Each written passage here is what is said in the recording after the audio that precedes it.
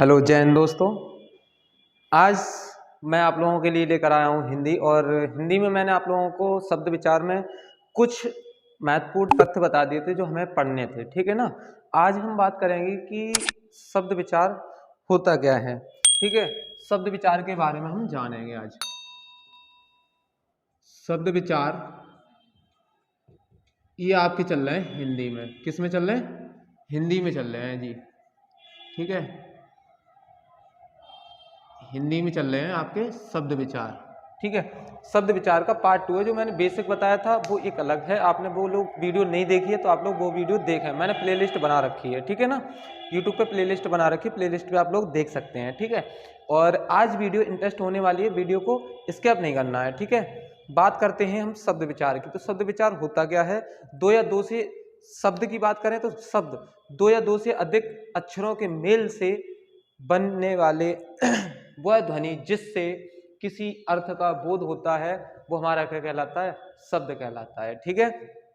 अच्छा, उसके बाद आ जाता है आपका शब्दांश।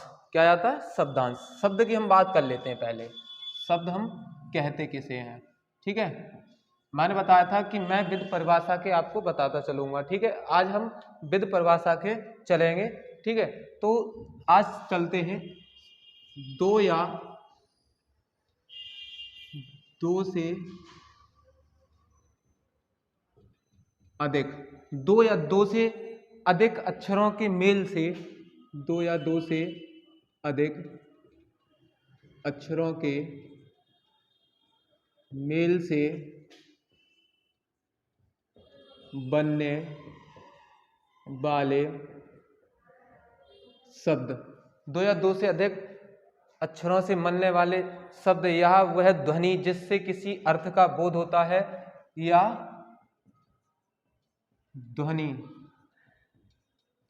जिससे किसी शब्द का बोध होता है उसे शब्द कहते हैं। क्या कहते हैं? शब्द कहते हैं, ठीक है। अगली बात आती है शब्दांश। शब्दांश किसे कहते हैं? शब्दांश वो शब्द होते हैं जिन्हें हम खर्च नहीं कर सकते। शब्दांश, शब्दांश मतलब वे शब्द जो स्वतंत्र रूप से अपना अर्थ प्रदान नहीं करते हैं। शब्दांश वे शब्द जो अपना अर्थ स्वतंत्र रूप से अर्थ प्रदान नहीं करते हैं। शब्दांश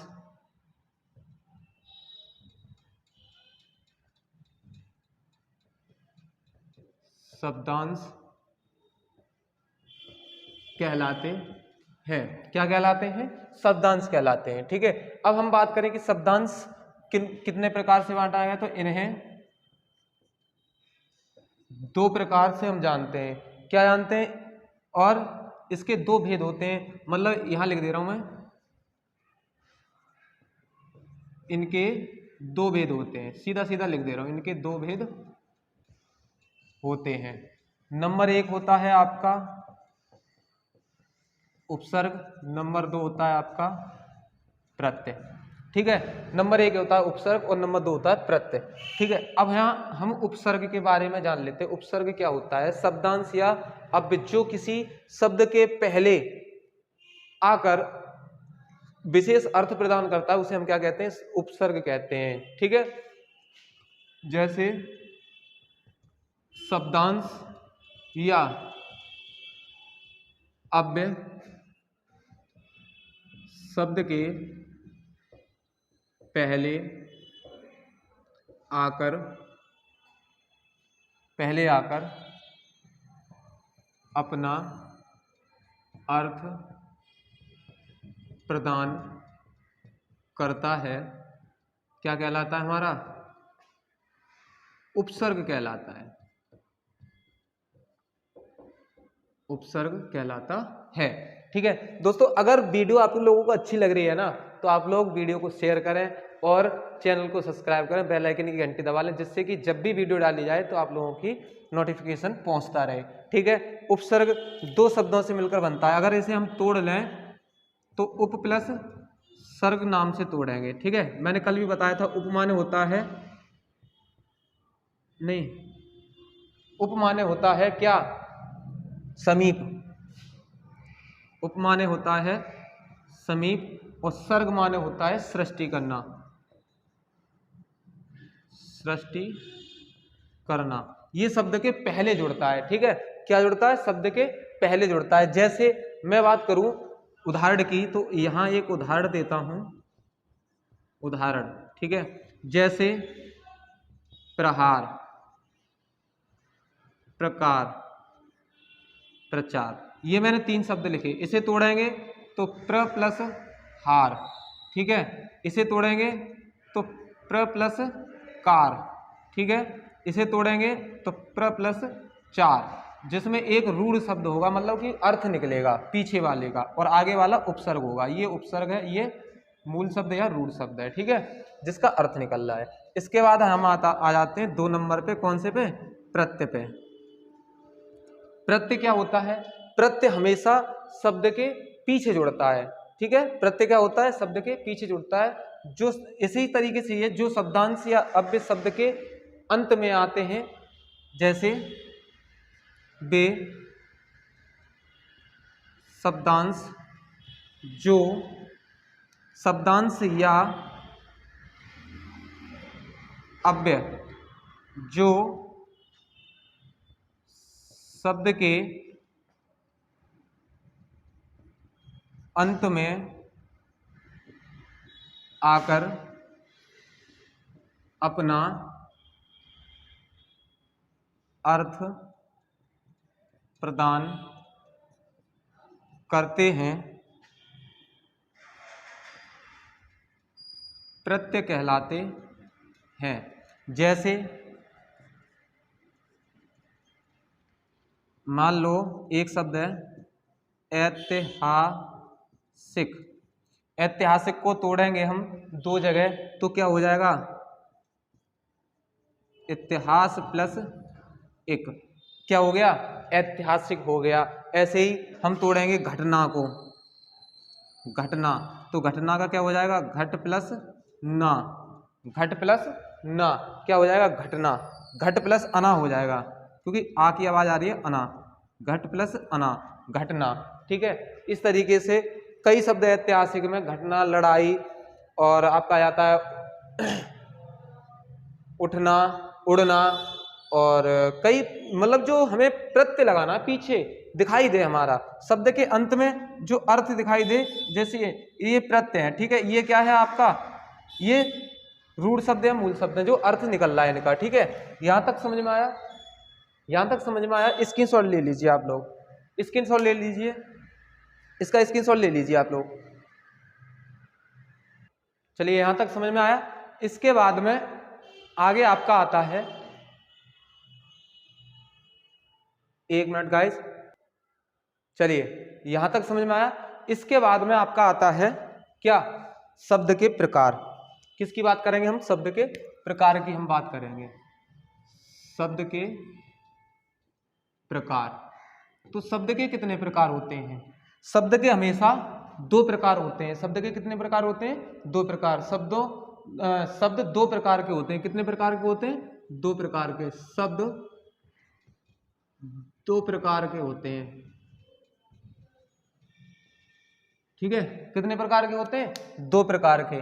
कौन कौन से होते हैं, नंबर एक होता है आपका सार्थक शब्द, और दूसरा होता है आपका निरर्थक शब्द।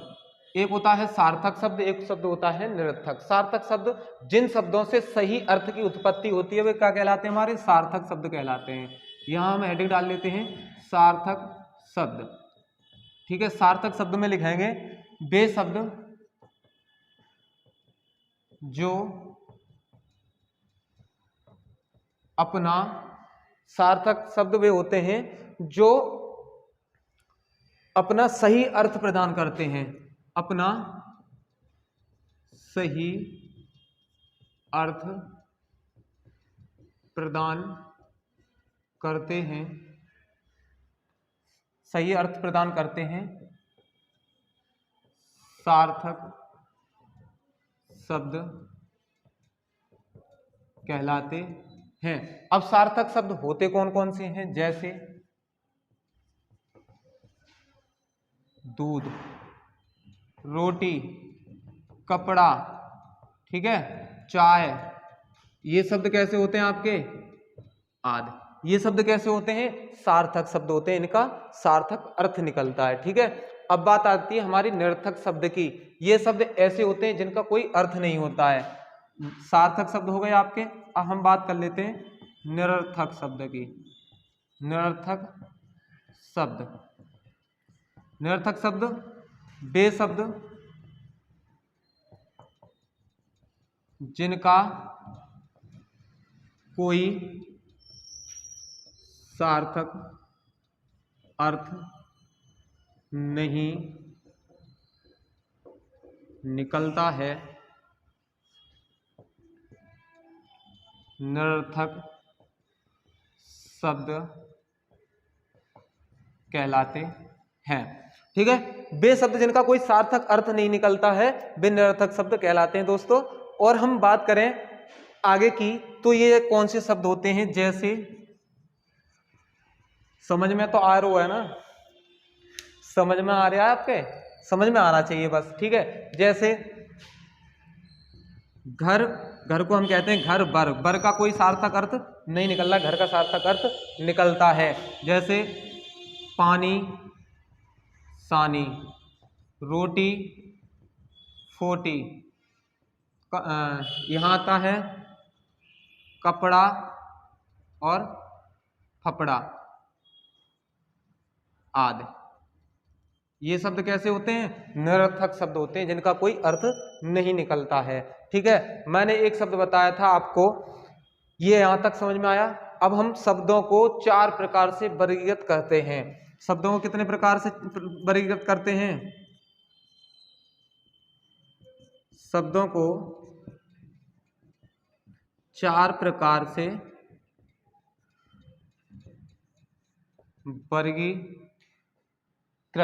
वर्गीकृत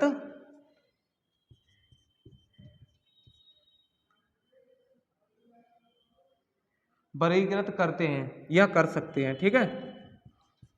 करते हैं या कर सकते हैं। अब जो 4 प्रकार से हम करेंगे वो कौन कौन से 4 प्रकार होते हैं? एक तो होता है रचना या बनावट के आधार पर, रचना या बनावट के आधार पर। 2 प्रकार से होता है, रचना या बनावट के आधार पर, रचना या बनावट के आधार पर। दूसरा होता है आपका कौन सा? अर्थ के आधार पर, अर्थ के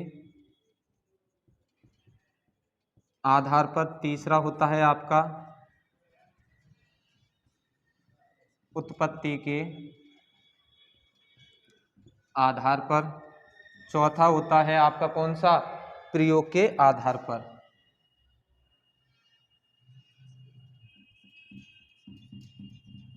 प्रयोग के आधार पर, ठीक है, ये होता है। अब मैं बात करूं रचना या बनावट के आधार पर, जो मैंने आपको 3 बताए थे। कौन कौन से बताए थे? एक बताया था रूढ़ शब्द या मूल शब्द।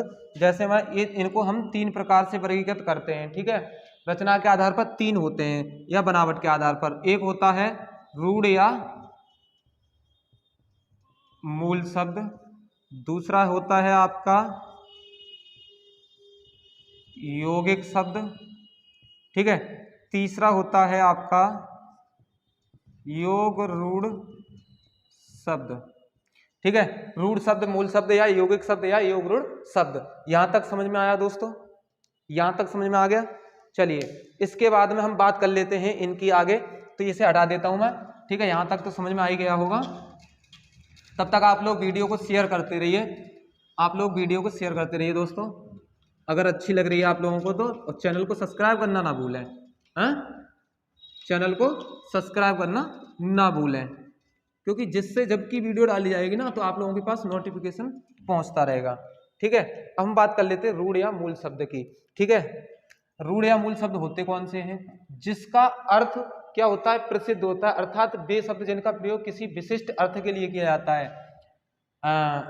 रूढ़ शब्द कौन से होते हैं? इनका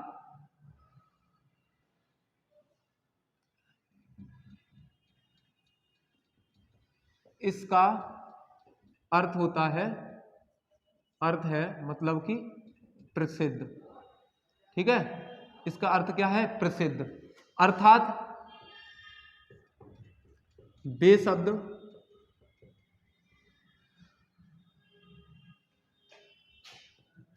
शब्द जिनका प्रयोग किसी विशिष्ट या प्रसिद्ध विशिष्ट अर्थ ही लिख देते हैं। ठीक है, विशिष्ट अर्थ के लिए किया जाता है, वो कौन से कहलाते हैं? आपके रूढ़ शब्द या मूल शब्द, रूढ़ या मूल शब्द कहलाते हैं, रूढ़ शब्द या मूल शब्द कहलाते हैं। यहां तक समझ में आ गया? ठीक है, अब रूढ़ शब्द मूल शब्द होते कैसे हैं? जैसे मान लो मैंने एक शब्द लिखा रेल, ठीक है, और एक शब्द लिखा रेल देवता हाथी, रेल देवता हाथी आदि, ये 3 शब्द लिखे। ठीक है, 3 शब्दों को अगर हम इसको 2 जगह बांट दें तो, और इसे बांट दें इस तरीके से तो, और इसके बांट दें तो कोई अर्थ निकलना नहीं निकलना ना। इसका अर्थ होता है मतलब कि प्रसिद्ध, पूरा अर्थ निकलना चाहिए। रेल, दो देवता, हाथी, दोनों शब्द एक साथ में मिले हुए होने चाहिए। जैसे कि मान लो पंडित जवाहरलाल नेहरू, तो वो प्रसिद्ध शब्द है, पंडित जवाहरलाल नेहरू है, इसका अर्थ प्रसिद्ध, अर्थात वे शब्द जिनका प्रयोग किसी विशिष्ट अर्थ के लिए किया जाता है वो रूढ़ शब्द या मूल शब्द कहलाते हैं। यौगिक शब्द क्या मतलब होता है? वे शब्द जिनका निर्माण सीधे शब्दों से किया जाता है। ठीक है, इनमें कम से कम एक रूढ़ शब्द के साथ एक प्रत्यय मूल वो रूढ़ के साथ प्रत्यय उपसर्ग जुड़ा होता है। ठीक है, वो शब्द कौन से कहलाते हैं? यौगिक शब्द कहलाते हैं। यौगिक शब्द की हम बात कर लेते हैं। कौन से शब्द होते हैं? वे शब्द जिनका निर्माण, वे शब्द जिनका निर्माण किसके लिए होता है? सीधे शब्दों से होता है, जिनका निर्माण सीधे शब्दों से होता है, सीधे शब्दों से किया जाता है या फिर होता है, और इसमें कम से कम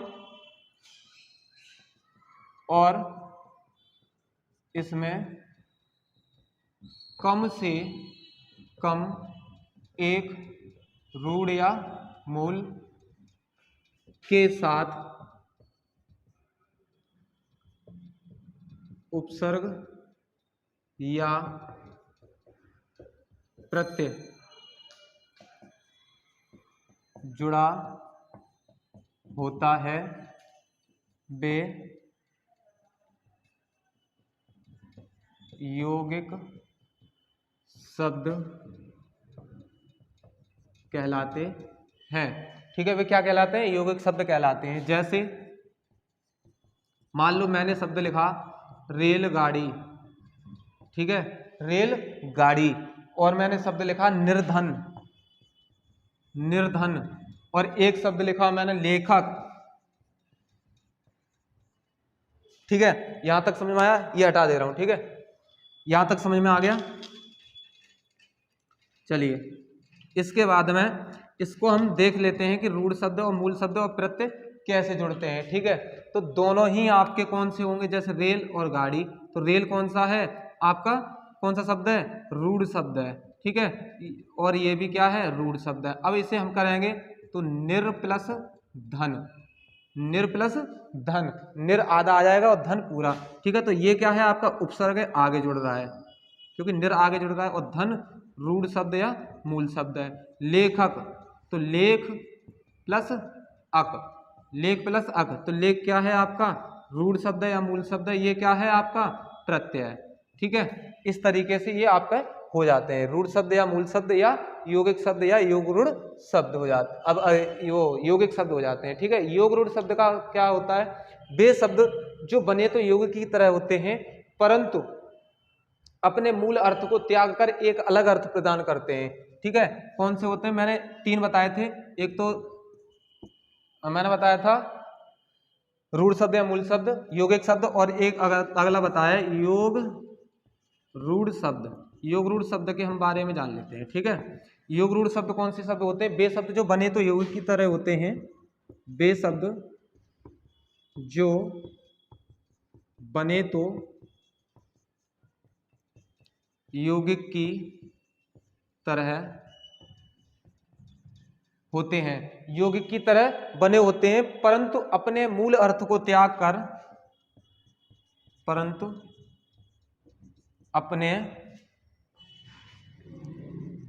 मूल अर्थ को त्याग कर अपना अलग अर्थ प्रदान करते हैं। कौन से शब्द कहलाते हैं, योग रूढ़ शब्द कहलाते हैं। अब योग की तरह कैसे होंगे, जैसे मान लो, जैसे मैंने लिखा आपका दशानन, ठीक है, तो इसे तोड़ेंगे 10 प्लस आनन, 10 का मतलब होता है पूरा 10 और आनन का मतलब होता है सिर, 10 सिर वाला मतलब कौन, रावण। ठीक है, जैसे गोपाल, गौ प्लस पाल, गौ को पालने वाला मतलब कि गाय को पालने वाला कौन, कृष्ण। नीला है कंठ जिसका मतलब कौन, नीलकंठ, नीलकंठ किसे कहते हैं हम, शिव शंकर को कहते हैं। यहां तक समझ में आ गया। ठीक है, अब आते हैं आपके अर्थ के आधार पर, मैंने आपको 4 प्रकार बताए थे, दूसरा है आपका अर्थ के आधार पर। अर्थ के आधार पर, अर्थ के आधार पर सेम टू सेम वही शब्द हैं जो आपके मैंने अभी बताए थे, सार्थक शब्द और निरर्थक शब्द। कौन से होते हैं, सार्थक और निरर्थक। ठीक है, सार्थक और निरर्थक। ठीक है, इनमें मतलब वही हमें सेम टू सेम करना है। जैसे मान लीजिए सार्थक शब्द एक तरफ लिख लेते हैं और निरर्थक शब्द एक तरफ लिख लेते हैं, दोनों में अंतर देख लेते हैं हम। सार्थक मैंने बताया था आपको, जैसे मान लीजिए एक बताया था कपड़ा, कपड़ा को हम लिखते हैं फपड़ा। ठीक है, रोटी को हम लिखते हैं, रोटी को फोटी। ठीक है, चाय, चाय शब्द है, चाय को हम क्या लिखेंगे, चाय को लिखेंगे साय, चाय को साय, पानी को पानी सानी। ठीक है, इस तरीके से ये अर्थ अलग हो जाता है अर्थ के आधार पर। ठीक, यहां तक समझ में आ गया। अब आगे हम चलते हैं उत्पत्ति के आधार पर। उत्पत्ति के आधार की हम बात करें तो उत्पत्ति के आधार पर होते कौन कौन से हैं, तो मैं यहां थोड़ा सा बता देता हूं। उत्पत्ति के आधार पर, ठीक है, उत्पत्ति के आधार पर 5 प्रकार से होते हैं। कितने प्रकार से होते हैं, 5 प्रकार के होते हैं। और 5 प्रकार के होते कौन कौन से हैं वो अभी मैं बताता हूं। ठीक है, उत्पत्ति के आधार पर, उत्पत्ति के आधार पर, उत्पत्ति के आधार पर 5 प्रकार के शब्द होते हैं। 5 प्रकार के कौन कौन से होते हैं, एक शब्द होता है आपका तत्सम शब्द। ठीक है, दूसरा होता है तद्भव शब्द, तत्सम तद्भव, और तीसरा होता है आपका कौन सा, तद्भव तत्सम और देशज, देशज शब्द। ठीक है, और जो होता है विदेशी या आगत शब्द। ठीक है, और 5वां होता है आपका संकर शब्द। ठीक है, ये 5 प्रकार के होते हैं, तत्सम शब्द, तद्भव शब्द, देशज शब्द, विदेशज शब्द या आगत शब्द या संकर शब्द। तत्सम शब्द का मतलब क्या होता है, तत्सम शब्द भी 2 शब्दों से मिलकर बना होता है, तत् प्लस सम, तत् प्लस सम, इसे हम जोड़ लेते हैं तत् प्लस सम। तत् प्लस सम, तत् का मतलब होता है उसका, उसकी, उसके, मतलब सम का मतलब होता है समान, उसके समान या उसकी समान या उसके समान, ठीक है। तत्का तत्सम का मतलब होता है। और तत्सम शब्द होते कौन से हैं?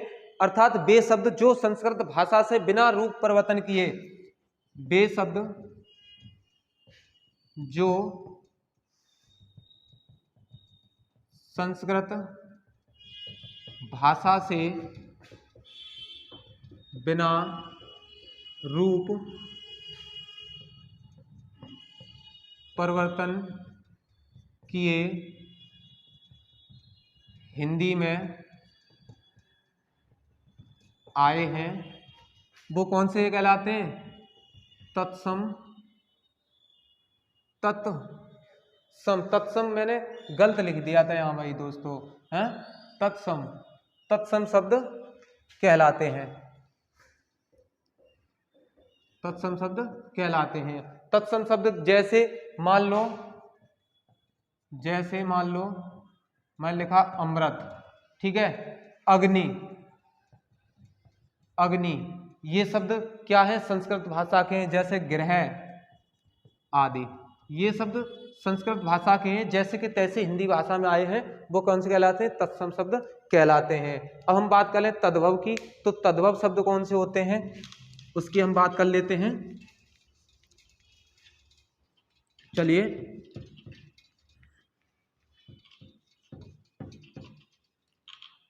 तत्सम तद्भव, अब बात कर लेते हैं तद्भव शब्द। तद्भव का भी हम दो जगह तोड़ लेते हैं, ठीक है, तत् प्लस भव। तत् का मतलब वही सेम है, उसका, उसकी, उसके। भव का मतलब होता है मतलब कि, अर्थात भाषा से जन्मे हुए या उत्पन्न हुए, जन्मा हुआ, अर्थात मतलब कि, अर्थात उस भाषा से जन्मे हुए शब्द, उस भाषा से जन्मे शब्द क्या कहलाएंगे आपके? तत्सम तद्भव शब्द कहलाते हैं, ठीक है। अर्थात वे शब्द जो संस्कृत भाषा से रूप बदलकर, जैसे अर्थात यहां लिख दे रहा हूं, वे शब्द जो संस्कृत भाषा से क्या किया है? संस्कृत भाषा से जो आए हैं, या फिर संस्कृत भाषा से रूप बदलकर, संस्कृत भाषा से रूप बदलकर हिंदी में आए हैं, वो कौन से कहलाते हैं? तद्भव शब्द कहलाते हैं। तद्भव शब्द कहलाते हैं जो कौन से आए हैं? रूप बदलकर आए हैं। जैसे मान लो मैंने शब्द लिखा, जैसे कुम्हार, कुम्हार शब्द संस्कृत का रूप बदलकर आ गया कान, ठीक है, काम आदि। बहुत सारे शब्द हैं जो आपके संस्कृत भाषा से रूप बदलकर, संस्कृत सरल बनाकर, रूप सरल बनाकर हिंदी भाषा में आए हैं संस्कृत से, ठीक है। अब हम बात कर लेते हैं देशज शब्द की। ये दो आपके हो गए, एक ये हो गया, दूसरा भी हो गया। अब तीसरे पे चलते हैं, देशज शब्द पे। देशज शब्द, देशज शब्द कौन से होते हैं? देशज को भी हम दो जगह तोड़ दें, देश प्लस जा, ठीक है। देश का मतलब होता है, देश का मतलब होता है जहां हम निवास करते हैं, जहां हम रहते हैं, ठीक है, जहां हम निवास करते हैं। जा का मतलब होता है जन्मा, मतलब कि अर्थात उन शब्दों से जन्मा हुआ शब्द, ठीक है, जन्मा हुआ शब्द, ठीक है। जागा जन्म लेने से, अर्थात देश में जन्मा हुआ, ठीक है, ये शब्द हुए। इसके बाद में हम यहां बात कर लें तो देशज शब्द की अगर हम बात करें तो देशज शब्द कौन से होते हैं? वे शब्द जो किसी भी स्थान, विशेष भौगोलिक परिवेश में प्रयोग में लाए जाते हैं, वो कौन से शब्द कहलाते हैं? देशज शब्द कहलाते हैं, ठीक है। बे शब्द जो किसी यहां लिख दे रहा हूं मैं परिभाषा इसकी, बे शब्द जो किसी विशेष भौगोलिक परिवेश के प्रयोग में लाए जाते हैं, प्रयोग में लाए जाते हैं, वो कौन से कहलाते हैं? देशज शब्द कहलाते हैं। जैसे मान लो मैंने लिखा मोड़ा, ठीक है, मोड़ा, मैंने लिखा डिब्बा, ठीक है, मोड़ा, डिब्बा, पगड़ी, पगड़ी, झोला, ये शब्द कैसे हैं? आपके देशज शब्द हैं, ठीक है, देशज शब्द हैं। विदेशी शब्द मतलब विदेश से आए हुए, अर्थात वे शब्द जो अन्य भाषाओं से लिए गए हैं वो कौन से कहलाते हैं? विदेशी शब्द कहलाते हैं, ठीक है। विदेशी शब्द की अगर हम बात करें तो विदेशी शब्द देख लेते हैं, ये यहां तक स्क्रीनशॉट ले लीजिए। चलिए मैं पूरा हटा रहा हूं, चलिए यहां तक क्लियर हुआ। अब हम बात करते हैं विदेशी शब्द की, विदेशी शब्द या आगत शब्द, ठीक है, जो हमारे बाहर से आए हुए हैं, अर्थात वे शब्द जो अन्य भाषाओं से लिए गए हैं, वे शब्द जो अन्य भाषाओं से लिए गए हैं वो कौन से कहलाते हैं? विदेशी शब्द या विदेशी शब्द कहलाते हैं। जैसे मान लीजिए मैंने मान लीजिए अंग्रेजी भाषा के कुछ शब्द, अंग्रेजी भाषा के कुछ शब्द कौन से होंगे? जैसे मान लो टिकट, ट्रेन, टिकट है, ट्रेन है, डॉक्टर है, मोटर है, ये शब्द कैसे होंगे? डॉक्टर, मोटर आदि, ये शब्द आपके अंग्रेजी भाषा से लिए गए हैं। कहाँ से लिए गए हैं? अंग्रेजी भाषा से लिए गए हैं। जैसे चीनी भाषा, चीनी भाषा से कौन कौन से शब्द हैं? जैसे लीची, चाउमीन, पटाखा, पटाखा, चाय, चाउमीन आदि, ये शब्द कौन से हैं? आपके चीनी शब्द है, ठीक है। अरबी भाषा के शब्द, अरबी भाषा के शब्द, अरबी भाषा के शब्द कौन कौन से हैं? जैसे अदालत, गरीब, ठीक है, अदालत है, गरीब है, और जहाज है, फौज है, नजर है, जहाज, फौज, नजर आदि। समझ में आ रहा है? समझ में तो आ रहा है ना? हाँ ठीक है, ठीक है, जहाज, फौज, नजर आदि, ठीक। और भी शब्द आते हैं, कई शब्द ऐसे आते हैं, जैसे मान लीजिए एक फारसी शब्द है, फारसी, फारसी शब्द कौन कौन से शब्द होंगे? फारसी शब्द में वो शब्द होंगे जैसे जिंदगी, शिकायत है, जिंदगी है, शिकायत है, जमींदार है, कागज है, जिंदगी, जमींदार, शिकायत आदि, ये शब्द कौन से आपके? मतलब कि बाहर से अलग भाषा से लाए गए हैं, मतलब अन्य भाषाओं से लिए गए हैं। जैसे अंग्रेजी भाषा, चीनी भाषा, अरबी भाषा, फारसी भाषा, इन भाषाओं से ये शब्द लिए गए हैं, ठीक है। अब हम बात कर लेते हैं संकर शब्द की बात। संकर शब्द, संकर शब्द की हम बात करें तो संकर शब्द का तात्पर्य होता है मिला हुआ, ठीक है। संकर शब्द का तात्पर्य है मिला हुआ, ठीक है, अर्थात वे शब्द जो विभिन्न भाषाओं से, अर्थात